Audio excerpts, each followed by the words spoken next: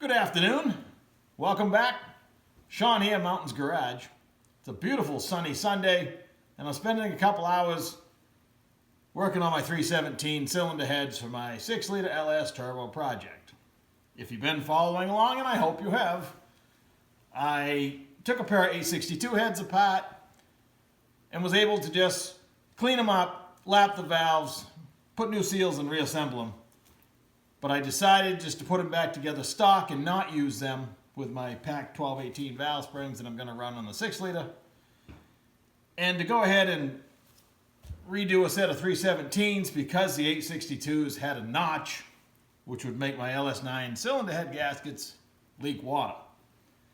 A wise viewer did inform me that there is a head gasket available to put the 862s on my 4-inch bore 6-liter. Thank you for that. I have kind of fallen in love with the idea of running the 317s. If you believe in theories, you have to believe in something. I will potentially have less strain on my bottom end through the torque peak. If the motor's slightly weaker, less compression, and with ample amount of boost, I can probably make up for it on the higher RPM range. We'll see. But they are flat with no notch, and I'm going to use them. I didn't get quite as lucky when I disassembled them as I did with the 862s, which required nothing but lots of cleaning. This had a couple of pieces of leaves or a whirligig out of a tree that set down next to the valve, probably accumulated moisture over time or held moisture. There's a little bit of rust in a couple spots on the seats and on the valves. And the exhaust valves, which I already mentioned, took a lot of lapping on the 862s. Have some more pitting, and pretty much are going to require a valve job, which gave me the boost I needed, I guess, to finally get my Sioux valve grinder that I took in trade not quite a year ago and get it functioning like I should have done when I brought it home. I try to be really good about when I bring a piece of equipment in to immediately give it whatever it needs so it's usable, because nothing I hate more than having a piece of equipment that's not ready to use. I'm staring at a sander that I have over there that I need to adjust the long belt on, and it's been on my list for quite a while. The machine's useless sitting there. Probably take me 10 minutes to fix it. Sometimes you just got to do it. The valve grinder was a little bit more involved, but I got it going. Let me show you what I did. I'm exactly a day and a half into resurrecting it. It needed some work. I had collected some parts, but it's a Sioux 6024. And from what I can gather from the other decal on it, it entered the New York Department of Corrections inventory because it came from a prison in 1969. We had a very similar machine at the municipality I worked at. I mean, identical, I believe, except it's a different part number. Sioux seem to have made a lot of different valve grinders. They still hold their value really well. They all have different features.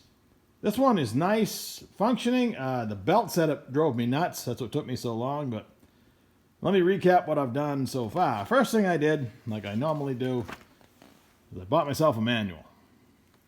$15, and it does give you some parts breakdowns. A lot of the parts aren't available. Gives you a couple tips. I maybe got my $15 out of it. Maybe. But this machine was missing this stone. That's not a big deal. It's still available. Just an 80 grit, middle of the road. They make a gray, a ruby colored like this one is, and a brown. This one will do some relatively hard stuff if needed. There's a left-handed bolt that you can't see right now under this shield that I had to make. I actually found what thread it was. Excuse me while I drop stuff. I figured out what thread it was. I found a router bit that had the right thread and bought the router bit, machined it off, and made it fit. So this is left-hand thread. This end, the stone was okay, and it had the set screw, and that's just a right-hand Allen head. I think it had the set screw. It might not have, but either way, I got that figured out. I did that almost a year ago.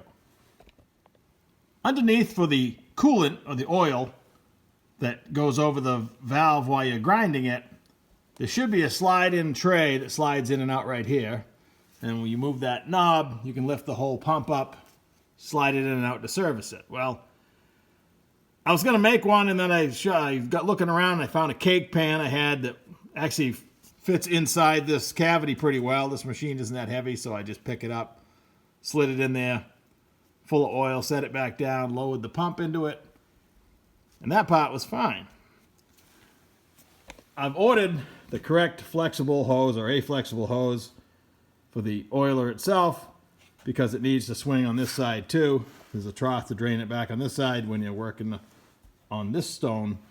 Most of the work I'm going to do is on this side for now, so that'll work. But the pump is a cable drive, and it runs off the back side of one of the drive belts. There's a flat belt right here that drives the stones, and there's a secondary belt that goes underneath and runs the clutch that spins the valve. It needs 2 new belts. I've determined that, but it's a Sunday morning. I didn't have it. So playing with tension, I had to take the shield off, and I ended up wrapping, probably can't see it, but in desperation, I wrapped, there it is. That little wheel runs on the back side of the drive belt, and it runs that cable. It's a cable drive down to the oil pump. I was out of options, couldn't find a belt to fit, so I took some brand new Super 33 electrical tape, gave it about 6 wraps around there, and it works perfect. I'll still get new belts, but it'll get me through this valve job anyway, and hey, you got to improvise sometimes. It didn't hurt anything. The tape will come right back off, but it gave it enough traction to spin the pump. So that all works very nice. Flip it on. Everything comes up to speed. Oil's coming out. I used ATF, that's all I had. That part's good. This is a good comparison of a valve that I just cut. It only took about 1.5 thousandths to clean it up. That's really not going to affect much. I could take it off the end, but that's a pretty small amount.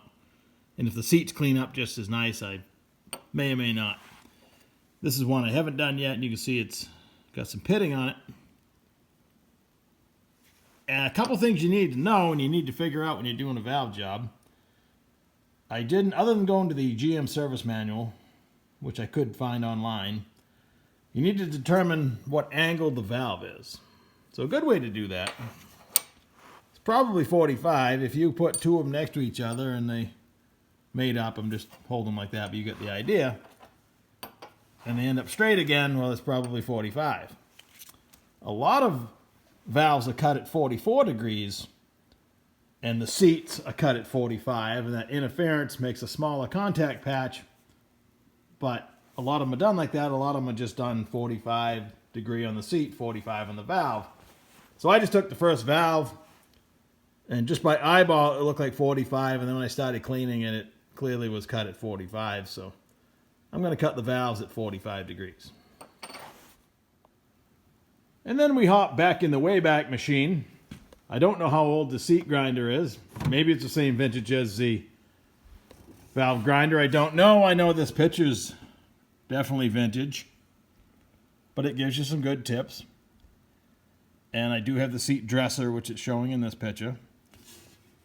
And I don't have the depth indicator because you should be adding up how much you cut off the valve, how much you cut off the seat, and then you'd cut that off the end of the valve for your lifter preload, and you'd have to shim the spring accordingly. I covered that in the last video.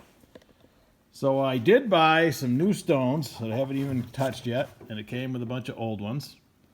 And you really just need to find some that clear the cylinder head and will fit down on the valve seat. So you either shape your own or find some stones that fit nicely into the seat. And this is the guide.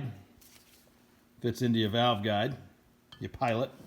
And this goes down over here. I'm going to find a bump spring, probably a Turbo 400 pressure regulator spring, to hold this up off the seat so I can get it revved up and then just keep touching it.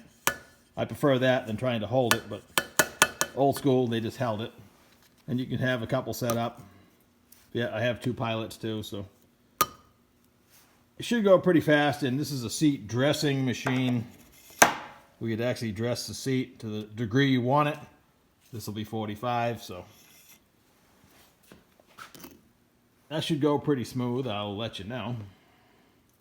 One indication this maybe it's not as old as I thought. This has a 3-prong plug. Not sure when, but I remember as a kid they didn't, and I'm not that old, so I don't know. Or the motor was replaced. Either way, it's what I have. That powers this through the hex drive. Pretty simple deal. Just, you know, it's a lot of it's old school. There's a lot better machines out there that do a fantastic job. They can do this is a single angle. I'm only touching up the 45. A 3-angle valve job would have like, you know, 30, 45, and 60 degree for more flow. But again, lapping valves and cutting valves at home is pretty much something took place in the 50s and 60s. Maybe you were cutting the valves in the block of your flathead. But now, in the modern era, you'd probably have a carbide tipped cutter that would cut all 3 angles at once, or 5, or how many angles you plan on running. But the stones, you can shape them yourself and reshape them and resharpen them, and they're relatively inexpensive. And it's what I have. Okay, I'm down to the last 2 intake valves, so I thought I'd shoot some footage of cutting one of them. I know that the valve's going to clear the stone, and when I turn the wheel a little more, it's going to engage the valve's going to engage the stone about right here.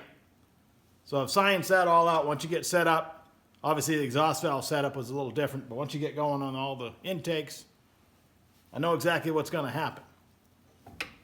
An LS intake valve doesn't have a lot of margin. That's the space between the 45-degree cut and the outside of the valve.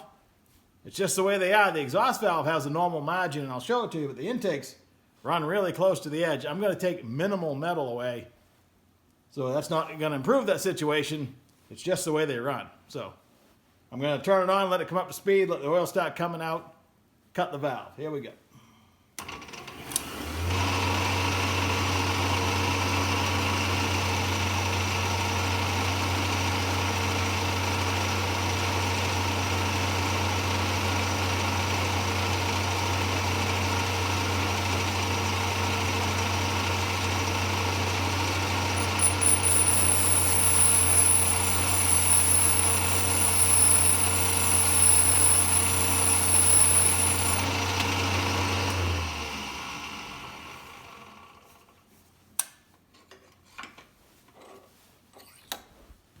Doesn't take much. Looks perfect. One to go. Last one.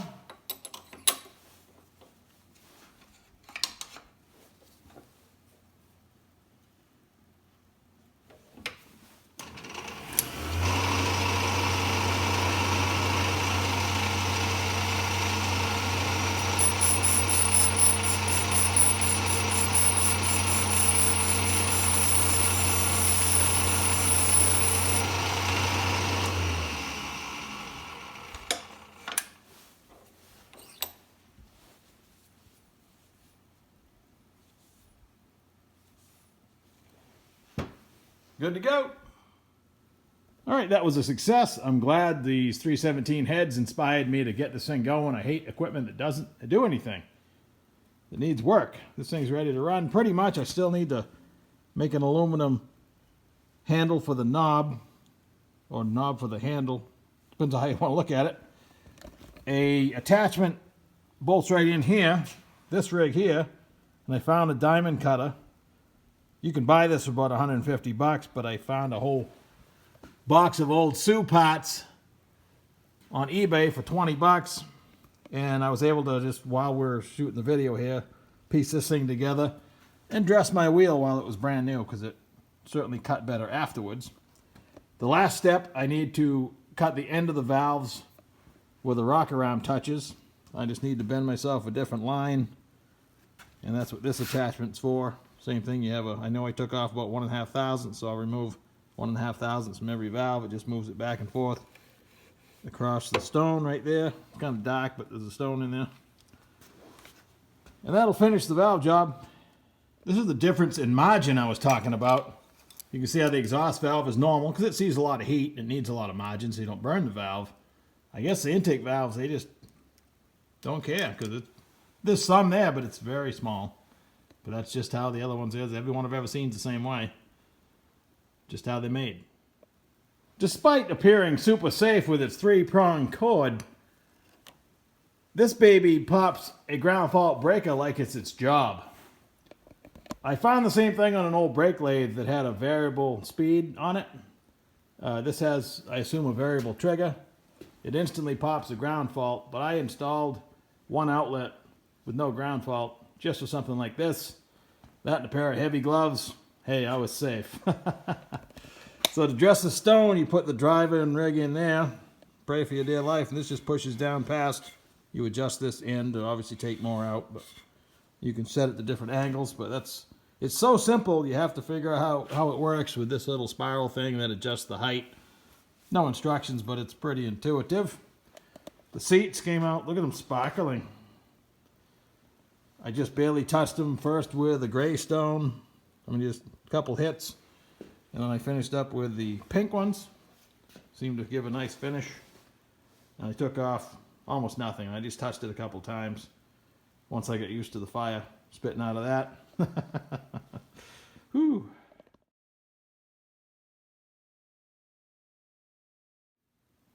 I'm very happy to report that the price of valve grinding compound has not skyrocketed.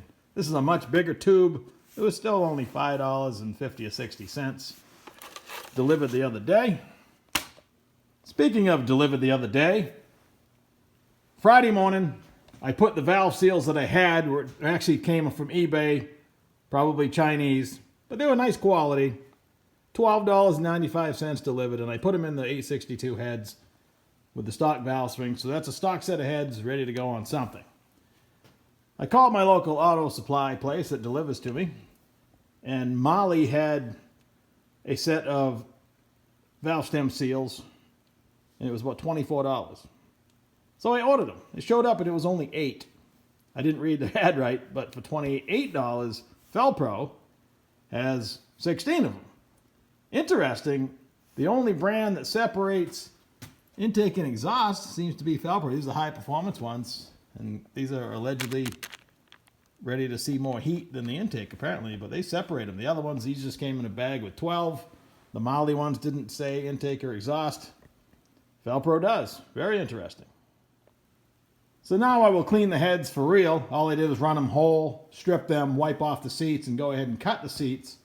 Then I'll clean them up really nice and lap the valves on final assembly. And these should be done Monday or Tuesday, I hope. All right, that concludes today's fun. This whole video only took about an hour and a half, and that included the entire valve job and me trying to fix the machine and figure out how to run it. I decided I'd just do it all, not exactly live. You wouldn't want to watch the whole thing, but you were along with me as I discovered most of it. Before I started on the valves, I did take my simple angle finder, and I was pretty sure it was 45 degree. I should have gone online and checked it. I'm not sure that information is going to pop right out at me. Probably the valve angle would have, but I was looking for the interference angle, whether the valves were 44 and the heads were 45, or everything was 45, but everything's now 45 degrees. I overshot lunch, but I believe the Daytona Road Course NASCAR race is about to start, so I'll probably go in and have a snack and watch that and finish this whole mess up tomorrow. Like, share, subscribe, ring the bell, all that stuff. I gotta stop saying that. I got some great followers now. Everything's rolling pretty good. I'm happy to report I was monetized about a week ago. My first day, after telling my wife to go ahead and quit her job, I made $1.59. Woo! Catch you next time.